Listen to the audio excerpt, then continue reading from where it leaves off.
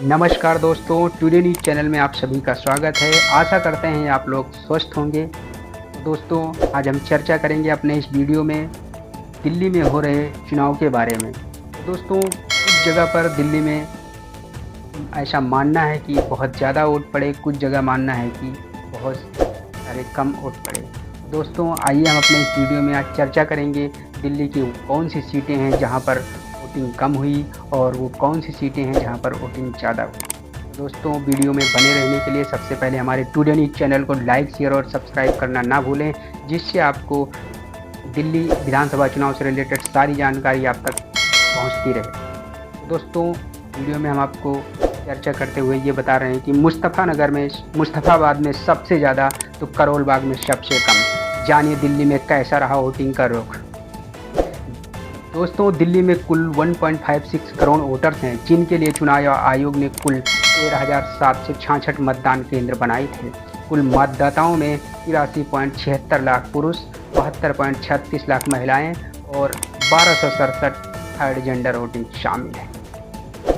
दिल्ली में 76 विधानसभा सीटों के लिए बुधवार को मतदान संपन्न हो गया है। इस दौरान लगभग 57.89% मतदान ने अपने मताधिकार का प्रयोग किया है। मतदान सुबह 7 बजे से शुरू हुआ और शाम 6 बजे तक चलता रहा। मतदान खत्म होने के समय तक लाइन में खड़े लोगों को भी वोट डालने का मौका दिया गया है। बीते चुनावों में हुए मतदान की बात करें तो राष्ट्रीय राजधानी दिल्ली में साल 2020 में हुए विधानसभा चुनाव में 62.59% मतदान हुआ था, जबकि पिछले साल हुए लोकसभा चुनाव में 58.69% मतदान हुआ। यानी बीते दोनों चुनावों के मुकाबले इस बार कम से कम लोगों ने अपने मताधिकार का इस्तेमाल किया। साल 2020 में हुए मतदान 62.59% की तुलना में इस बार 57.89% रहा। लगभग 5% कम वोटिंग हुई है। पिछले चुनाव में अरविंद केजरीवाल के नेतृत्व वाली पार्टी ने 70 में से 62 सीटें जीतकर एक बड़ा सिरताज अपने नाम किया था, जबकि भाजपा को 8 और कांग्रेस को 0 सीटें मिली थी। इस दौरान इस बार राष्ट्रीय राजधानी में कुल मिलाकर शांतिपूर्ण ढंग से मतदान संपन्न हुआ। चुनाव आयोग की तरफ से जारी आंकड़ों के अनुसार बुधवार को मतदान का समय खत्म होने तक यानी शाम 6 बजे तक जिलेवार सबसे ज़्यादा मतदान उत्तर पूर्वी दिल्ली में हुआ। इस दौरान वहां पर 63.83% मतदान हुआ, जबकि दक्षिणी दिल्ली में 53.77% मतदाताओं ने अपना बहुमूल्य वोट। सीटों की बात करें दोस्तों, तो मुरादाबाद सीट पर सबसे अधिक 66.58% मतदान हुआ, जबकि करोल बाग सीट पर सबसे कम 47.40% मतदान हुआ। तो दोस्तों, आगे के वीडियोज में सारी जानकारी के लिए सबसे पहले हमारे टुडे न्यूज़ चैनल को लाइक, शेयर और सब्सक्राइब करना ना भूलें, जिससे आपको दिल्ली विधानसभा चुनाव से रिलेटेड सारी जानकारी मिलती रहे। तो दोस्तों, हम चर्चा करेंगे जिला मतदान प्रतिशत का औसतन क्या रहा। मध्य दिल्ली में 55.81%, वहीं पूर्वी दिल्ली में 60.11%, नई दिल्ली में 54.37%, उत्तरी दिल्ली में 57.24%, उत्तर पूर्वी दिल्ली में 63.83% रहा। उत्तर पश्चिमी दिल्ली में 58.0%, शहादरा में 61.35%, दक्षिणी दिल्ली में 55.72%, दक्षिणी पूर्वी दिल्ली में 53.77%, दक्षिणी पश्चिम दिल्ली में 58.86%, पश्चिमी दिल्ली में 57.42%।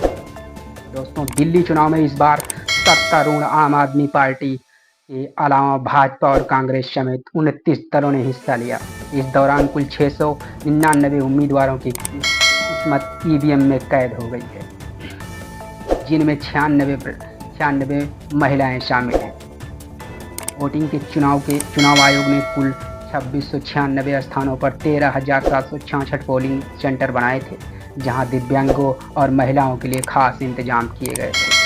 दिल्ली के 1.56 करोड़ वोटर्स के लिए कुल 13,766 मतदान केंद्र बनाए गए थे। कुल मतदाताओं में 83.76 लाख पुरुष, 72.36 लाख महिलाएं और 1267 थर्ड जेंडर वोटर्स शामिल हैं। दिल्ली विधानसभा चुनाव में भाजपा, आम आदमी पार्टी और कांग्रेस के बीच एक महासंग्राम त्रिकोणीय मुकाबला हुआ। निष्पक्ष और सुचारू रूप मतदान प्रक्रिया सुनिश्चित करने के लिए दिल्ली भर में 30,000 से अधिक पुलिसकर्मियों और अर्धसैनिक बलों की 220 कंपनियों को तैनात किया गया था। तो दोस्तों, आज का ये हमारा विश्लेषण जो दिल्ली विधानसभा चुनाव के बारे में था। तो अब देखना ये है कि दिल्ली विधानसभा चुनाव में जो चुनाव का केंद्र था, सारे केंद्रों पर एक शांतिपूर्ण ढंग से चुनाव आयोग ने चुनाव का समापन किया है। तो दोस्तों, देखना है कि अब आने वाले 8 तारीख को दिल्ली विधानसभा चुनाव में जो त्रिकोणीय मुकाबला हुआ, उसमें से किसके नाम ये दिल्ली की गद्दी होती है। तो दोस्तों, ऐसी जानकारी के लिए हमारे टुडे न्यूज़ चैनल को लाइक, शेयर और सब्सक्राइब करना ना भूलें, ताकि आपको 8 तारीख से 8 तारीख के बीच में हुए सारी गतिविधियों के बारे में सबसे पहले हमारे टुडे न्यूज़ चैनल के माध्यम से जानकारी आप लोगों तक पहुंचती रहे। धन्यवाद।